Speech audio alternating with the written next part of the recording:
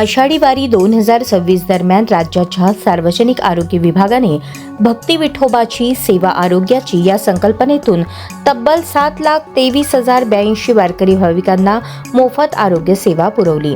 मुख्यमंत्री देवेंद्र फडणवीस, उपमुख्यमंत्री एकनाथ शिंदे, उपमुख्यमंत्री सुनेत्रा पवार तसेच सार्वजनिक आरोग्य मंत्री प्रकाश आंबेडकर, राज्यमंत्री मेघना साकोरे बोर्डीकर यांच्या मार्गदर्शनाखाली हा उपक्रम राबवण्यात आला।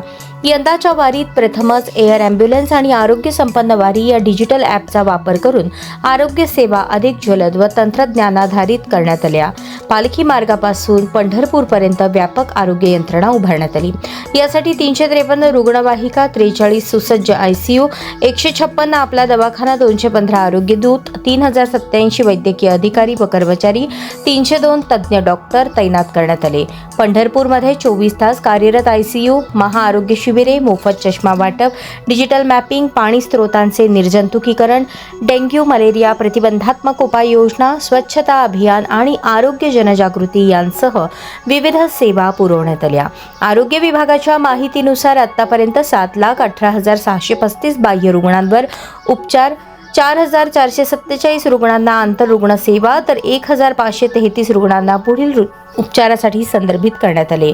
या प्रभावी आरोग्य व्यवस्थेमुळे लाखो वारकऱ्यांना वेळेत उपचार मिळून वारी अधिक सुरक्षित आणि आरोग्य संपन्न झाली।